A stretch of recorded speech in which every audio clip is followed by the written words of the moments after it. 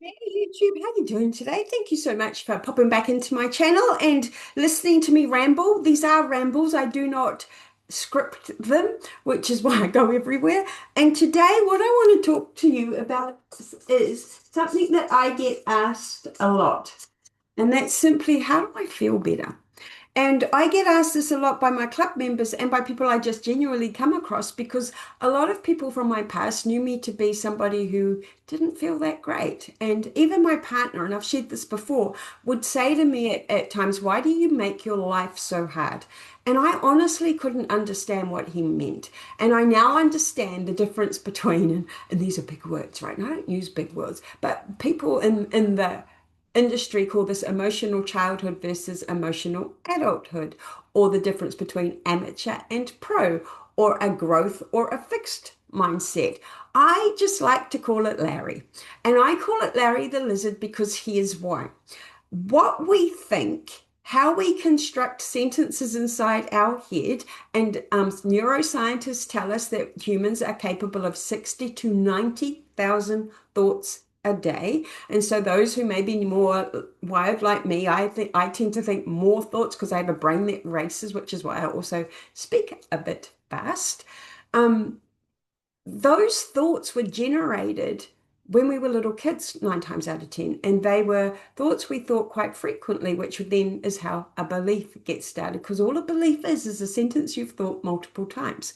And more, when I say multiple, I mean thousands. And so I knew or now understand that I do look at the world with more of a negative lens. So I am not a naturally optimistic person. I don't see the bright side in all the disasters. And I wish that I did.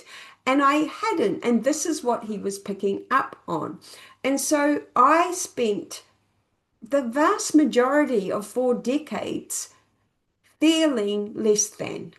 Even though on the outside I was super successful and had achieved a great deal of things, it wasn't an internal feeling. And I often think about the difference between external and internal because for me that was quite key in that people would view my life, and my sister, ex-sister-in-law, was one who thought I had the life, right? She was so envious and jealous of all of the things that I got to do, whereas internally I was a bit envious of the life she led, which is the irony, right? Because she was with somebody who truly loved her and could see the value in her. And all my partners, I never got that, but they couldn't give that to me because they can't give you what you don't give yourself, is something that I have come to learn.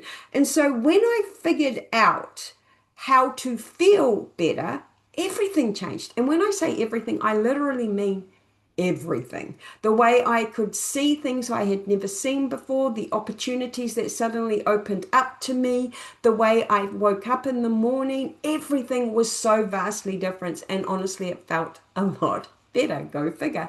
And so that's what I want to just quickly go through today because it always just starts with something called awareness.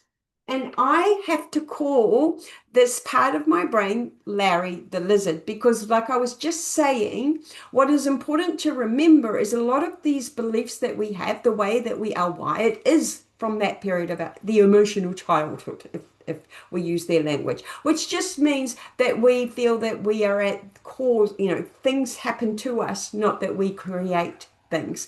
So when you start with awareness, you're going to figure out what sentences is my brain giving me on repeat. And it is fascinating when you do that because if you're wired like me, you're going to figure out very quickly that your brain catastrophizes. It takes one thing and then layers it because we create a new thought every 15 seconds or so. I think, don't quote me on any of this stuff exactly. It's just what I remember. Um, and that is what has us in what I call these negative spirals. So if somebody pulls a face at me, my brain does not offer, oh, they must have a headache or they must be feeling a bit uncomfortable. My brain will offer, they don't like me. And off it will go with all of the woe is me shit that I've created. And that's why I made my life hard, right? And so when I got aware of that pattern, I then got to do something that was important. I got to decide. I got to choose. Do I like this pattern? And I didn't like that pattern. That pattern had me quite depressed, quite defeated, quite upset, quite negative, and not able to enjoy just the simplest things. And that wasn't a life, in my opinion, that was worth living. And so, what did I then do once I got aware that that is what my brain did?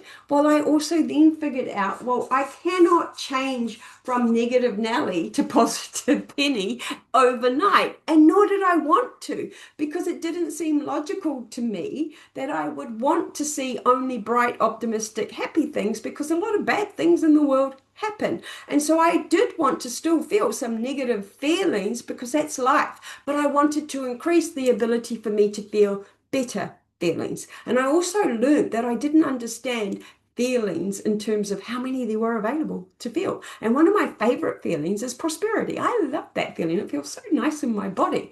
And so that's what I mean by decision choice, and that life will always be 50-50. And then the first thing with the new awarenesses that I learned is that if I let my brain run around unsupervised, so if little Larry the lizard ran around, did what Larry the lizard did, I was always going to end up here. Always. And so I had to make a decision. No, Larry, we're not doing that anymore.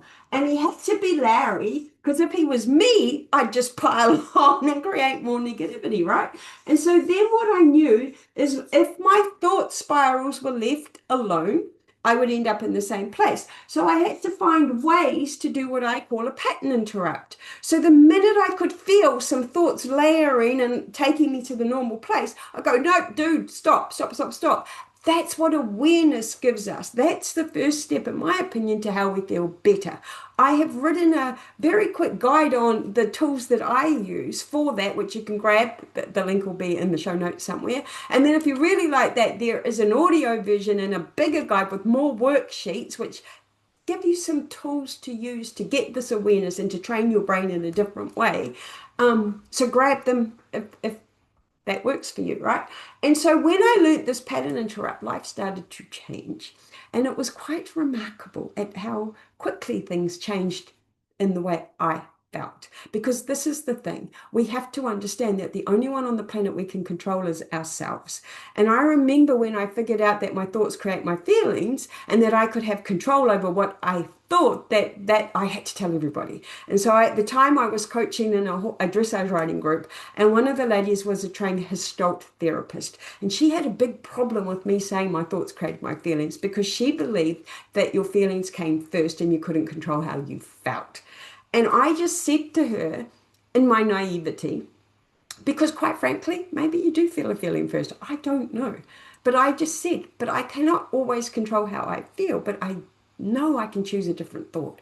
I can choose to see the world differently because I can create a thought that makes me feel better. And that is why I love to have my thoughts create my feelings, and not necessarily my feelings are created randomly out there in the universe, because then I can't control them. And then again, I'm in this at mercy of them. And I learned that at mercy is Larry.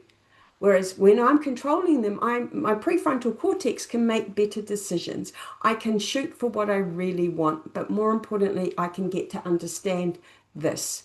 And when I can understand this, I can make better decisions, because here's the problem. Doing what we've always done feels better than doing new things. Let me say that again. Doing what we've always done feels better than doing something new. Why?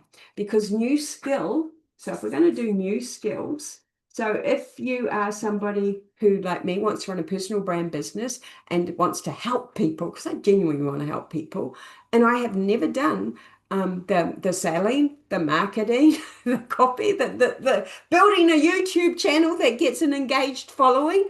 I've never done those things before. So then all new skills that I have to learn. Well, when we learn something new, guess what we have to be prepared to do? We have to be prepared to fail, because when in the whole history of the world did success just come from the first time you ever did anything? And if it did, it's because you already did so many other things in parallel that build that skill, that so when you tried the new thing, it was just the next logical step. And so we have to remember that to get to success, we've got to go through failure.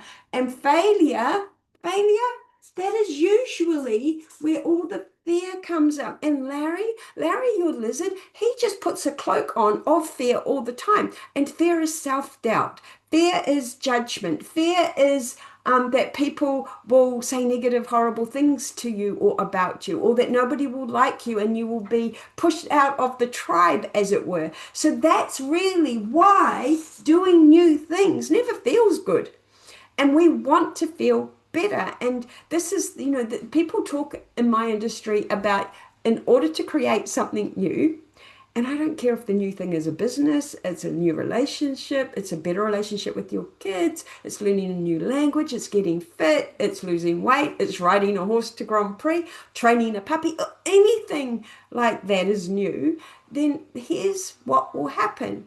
You won't feel comfortable doing that. And remember, Larry's job in life is to have you feeling comfortable. He doesn't want you to expend energy. He wants you to have pleasure. Um, and let's face it, when you're being who you've always been and doing what you've always done, it feels comfortable. It feels like home.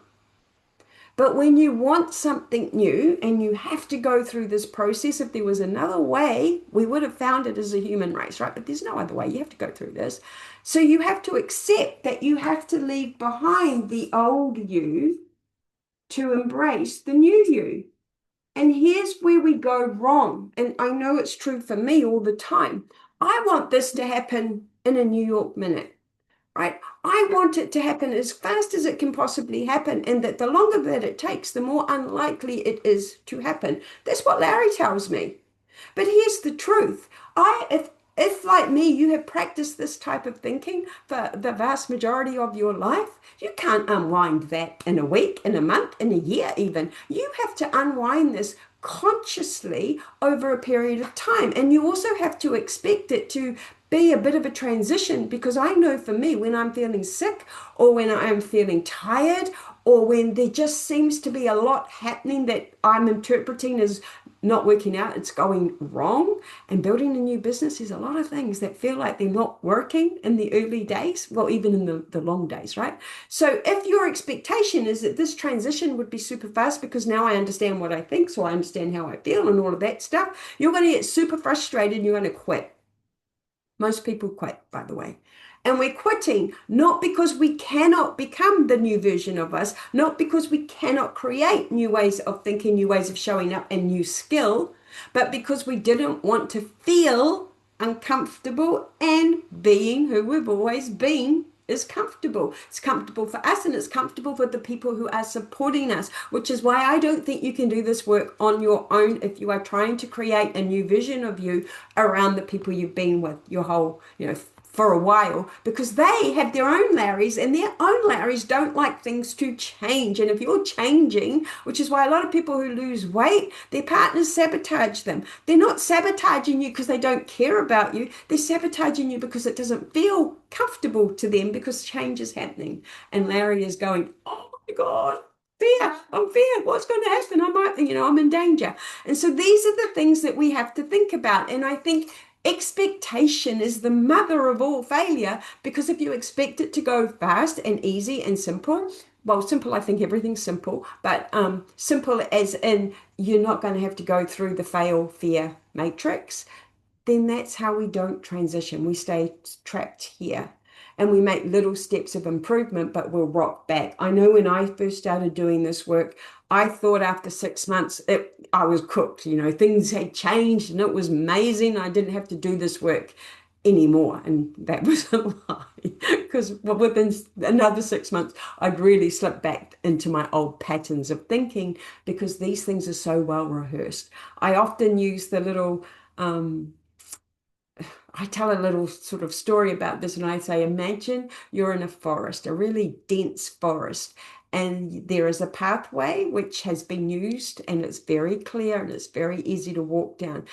That is your brain. That is this pathway. That is going to be where you will go automatically because of Larry's three missions, right? He doesn't want to spend any energy. He wants to do what he's always done and he wants to go for pleasure. So that's easy. But because we now want to create a new version of us, because this new you gives us new things, whatever that thing is, insert it for you, then I often say pick up a machete, look up on the hill, get to work, and it's not going to be pleasant, right? You have to chop some trees down, you have to clear some weeds, you have to create a new pathway so that you can create a new vision of you. And then you've got to practice those thoughts, that way of being, so that replaces some of this so that you're moving and you're constantly growing and developing.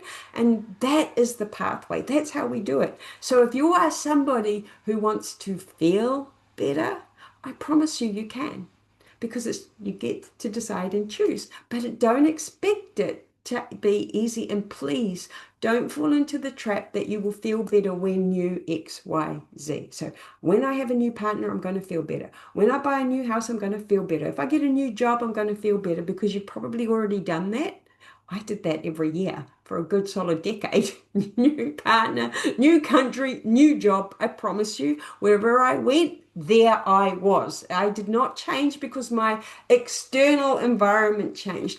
I only changed when I did this work and I could transition from the old version of me to a new version. And guess what? Once you're at the new version, you're going to do it again, because you're going to need to develop new skills. You're going to have to go through this matrix time and time and time again. So if you're interested in understanding what I've just covered here very quickly in a little more detail, grab my first How to Feel Quick Start guide.